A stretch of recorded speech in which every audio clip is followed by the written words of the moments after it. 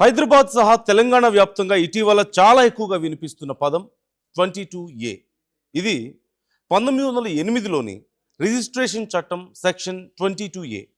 ప్రస్తుతం రాష్ట్రంలో ఇదే హాట్ టాపిక్. అటు పొలిటికల్గా ఇటు పబ్లిక్లో.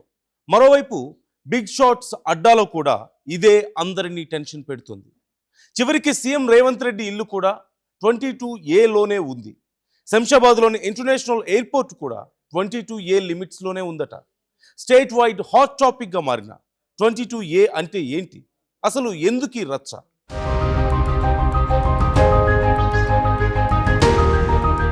జనరల్గా ప్రభుత్వం నిషేధించిన లేదా అమ్మకాలు కొనుగోళ్లు చేయడానికి వీల్లేని భూములు, ఆస్తుల జాబితాను ప్రోహిబిటెడ్ ప్రాపర్టీస్ లిస్ట్ అంటారు. ఈ జాబితాలో చేర్చిన ఆస్తులను రిజిస్ట్రార్ కార్యాలయంలో రిజిస్ట్రేషన్ చేయడానికి చట్టం ఒప్పుకోదు.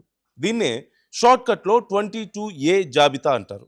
ఏ రకమైన భూములు, ఎలాంటి ఆస్తులు ఈ 22A క్రిందకు వస్తాయి అంటే, ప్రభుత్వానికి లేదా స్థానిక సంస్థలకు చెందిన భూములు, అసైన్డ్ భూములు, ఇతరులకు అమ్మడానికి వీలు కాని పేదలకు ప్రభుత్వం ఉచితంగా ఇచ్చిన సాగు భూములు, దేవుడి మాన్యాలు, ఆలయాలు, మసీదులు లేదా ధార్మిక సంస్థలకు చెందిన భూములు, కోర్టు స్టే విధించినవి లేదా లిటిగేషన్లో ఉన్న ఆస్తులు, భూ గరిష్ట పరిమితి చట్టం క్రింద ప్రభుత్వం స్వాధీనం చేసుకున్న మిగులు భూములు, ఇవన్నీ కూడా 22A క్రిందకే వస్తాయి.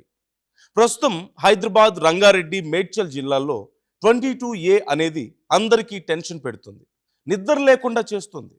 ఇందుకు మెయిన్ రీజన్ ఏంటి అంటే, గతంలో ఒకటే సర్వే నంబర్లో కొంత భాగం ప్రభుత్వ భూమి ఉంటే రెవెన్యూ అధికారులు మొత్తం సర్వే నంబర్ను 22A నిషేధిత జాబితాలో పెట్టేశారు.